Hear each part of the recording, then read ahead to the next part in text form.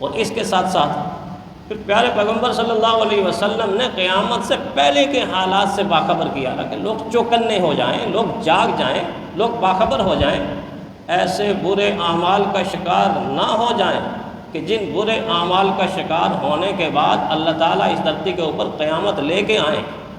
ان برے اعمال سے باخبر کر دیا۔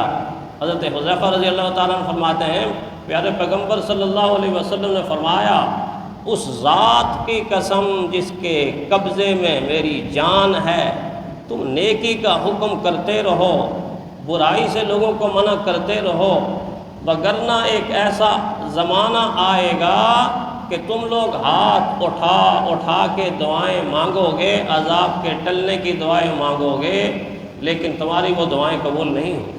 اس وقت سے پہلے نیکی کا حکم کرتے رہو۔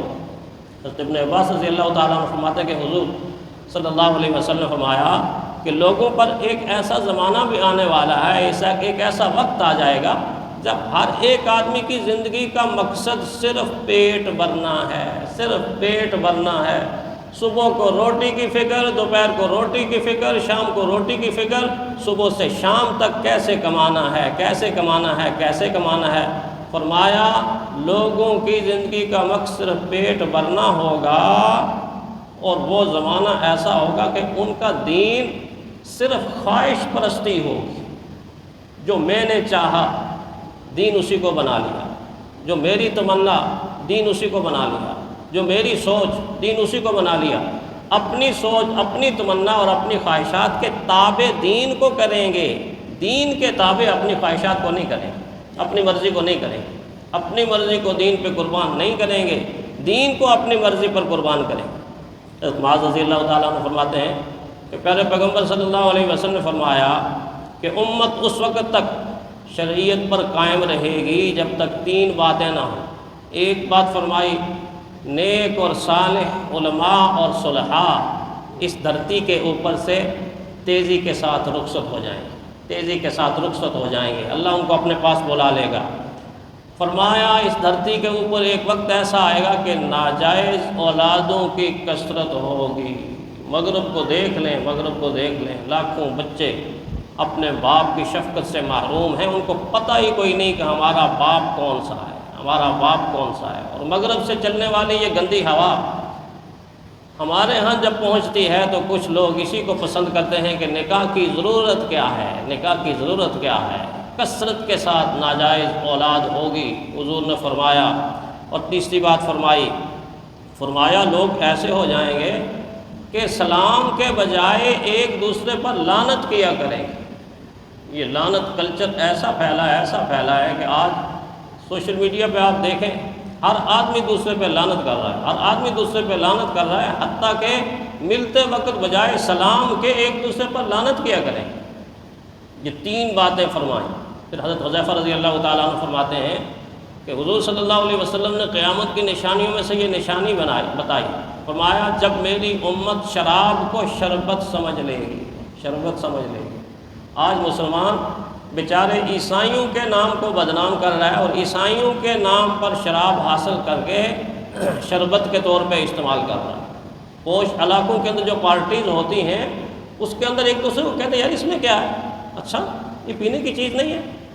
مطلب ان کو پتہ ہی نہیں ہے کہ قرآن حکیم نے اس کو حرام قرار دیا ہے، وہ سمجھتے ہیں یہ تو کوئی مسئلہ ہی کوئی نہیں ہے، یہ مسئلہ ہی کوئی نہیں ہے۔ حضور فرماتے ہیں جب شراب کو لوگ شربت سمجھیں گے، سود کو لوگ پرافٹ سمجھیں گے، آج پڑھا لکھا طبقہ بھی کہتا ہے پرافٹ ہے، پرافٹ ہے، سود کو پرافٹ سمجھیں گے، اور رشوت کو تحفہ سمجھیں گے، اور زکوٰۃ کو مال تجارت سمجھیں گے۔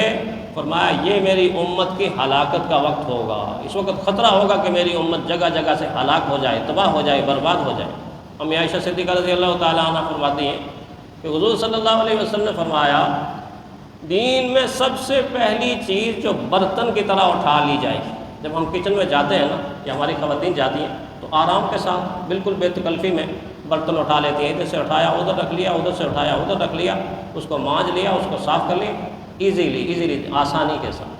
فرمایا دین میں سب سے پہلی چیز برتن کی طرح اٹھا لی جائے گی اور الٹا دی جائے گی۔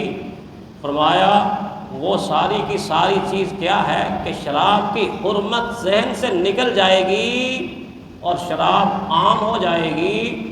اور اس پر صحابہ نے عرض بھی کیا کہ اے اللہ کے نبی، قرآن حکیم نے اس کو حرام قرار دیا اور حرام قرار دینے کے باوجود بھی اس کی حرمت لوگوں کے دلوں سے نکل جائے گی، لوگوں کے ذہنوں سے نکل جائے گی۔ حضور نے فرمایا لوگ اس کا نام بدل بدل کے اس کو استعمال کریں گے، لوگ اس کا نام بدل بدل کے اس کو استعمال کریں گے۔ یہ نشانیاں بتائیں کہ قیامت اس طرح واقعہ ہوگی۔ پھر پیارے پیغمبر صلی اللہ علیہ وسلم نے فرمایا کہ ایسا بھی وقت ہوگا جب بارش بھی ہوگی اور بارش کے ساتھ گرمی بھی ملے ہوئی ہوگی، بارش اور گرمی ساتھ ساتھ چلیں گے، ایک طرف بارش بھی ہے دوسری طرف پسینے بھی ہیں۔ فرمایا اس وقت قبیلے کا سب سے بڑا سردار سب سے بڑا منافق ہوگا۔ جب قبیلے کا سردار منافق ہوگا تو قبائل مل کے قوم بنتی ہے، پھر قوم کے سرداروں کا کیا حال ہوگا؟ لوگوں کا یہ حال ہوگا کہ لوگ بیگانوں سے تعلق جوڑیں گے اور اپنوں سے تعلق توڑ دیں گے، بیگانوں سے تعلق توڑیں گے اور اپنوں سے تعلق، بیگانوں سے تعلق جوڑیں گے اور اپنے لوگوں سے تعلق توڑ دیں گے۔ تو میں وہ وقت ایسا ہوگا کہ ویرانیوں کو آباد کیا جائے گا اور آبادیوں کو برباد کیا جائے گا۔ نقشہ سامنے آپ کے سامنے ہے، غزہ کا کیا حال بن چکا ہے، فلسطین کا کیا حال بن چکا ہے، افغانستان کا کیا حال بن گیا تھا، لیبیا کا کیا حال بن گیا تھا، شام کا کیا حال بن گیا تھا، برما کا کیا حال بن گیا تھا۔ گنتے جائیں آپ گھر میں بیٹھ کے کہ آبادیوں کو ویران کر دیا گیا اور ویران جگہوں کو بڑے بڑے برج بنا کے آباد کیا گیا۔ حضور کہتے ہیں یہ قرب قیامت کا زمانہ ہوگا کہ ویرانیوں کو آباد کریں گے، آبادیوں کو برباد کریں گے۔ عیب جوئی کرنا ہر آدمی کا مشغلہ ہوگا، یہ ایسا ہے، فلاں ایسا ہے، فلاں ایسا ہے، عیب تلاش کر کر کے نکالتے ہیں۔ غیبت ہر انسان کی زبان پر ہوگی، طعنہ ہر انسان کی زبان پر ہوگا، اور خدا کے دشمنوں سے دوستی کریں گے اور خدا کے دوستوں سے دشمنی کریں گے۔ عجیب جملہ۔ آج امت مسلمہ کے پیشوا اور مقتدا خاص کر امت کے دشمنوں کے تو دوست ہیں، ایسے دوست کے دلی دوست، لیکن اس امت کے خیر خواہ نہیں لگتے، اس امت کے خیر خواہ نہیں لگتے۔ فرمایا اس دور کے اندر گانے والی خواتین کی تعظیم ہوگی، ویلکم ہوگا، پروٹوکول ہوگا، اور اس وقت صدارتی تمغوں سے نوازا جائے گا، صدارتی تمغات سے نوازا جائے گا۔ اور فرمایا ظلم کو فخر سمجھ کر کیا جائے گا، انصاف بکنے لگے گا۔ ایسے جاؤ، کچھ دے دو اور انصاف لے کے واپس آ جاؤ۔ فرمایا یہ وہ زمانہ ہوگا کہ انصاف کو خریدنا پڑے گا، بکنا شروع ہو جائے گا۔ عورتیں مردوں کی نکالی کریں گی اس دور کے اندر۔ فرمایا لوگوں کے دل اتنے مردہ ہو جائیں گے، اتنے مردہ ہو جائیں گے، فرمایا ان کے دلوں کے اندر سے اتنی بدبو آئے گی جتنی مردار سے بھی بدبو نہیں آتی۔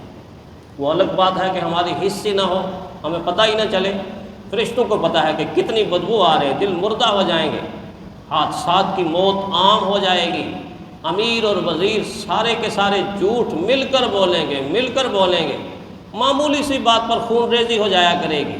اور اس دور کے اندر نفرت اتنی بڑھے گی کہ گھر گھر کے اندر طلاق کا منظر چلے گا، میاں بیوی کے رشتے ختم ہو جائیں گے، قطع رحمی عام ہو جائے گی۔ یہ ساری کی ساری نشانیاں پیارے پیغمبر صلی اللہ علیہ وسلم نے قرب قیامت کی بتائیں، اور ادھر قرآن نے قیامت کے واقعہ ہونے کا جو حادثہ ہوگا اس حادثے کی کیفیت بتائی، اس وقت ماحول کیا ہوگا، اس وقت انسان کس طرح ڈرے اور سہمے ہوئے ہوں گے۔ اس کا مقصد بتانے کا یہ ہے کہ ایک طرف قیامت یاد رہے اور دوسری طرف انسان ان اعمال کے قریب نہ جائے کہ جن برے اعمال کی وجہ سے اللہ اس دھرتی کے اوپر قیامت لائیں گے۔ اللہ تعالیٰ ایسے برے اعمال سے ہمیں بچنے کی توفیق عطا فرمائے۔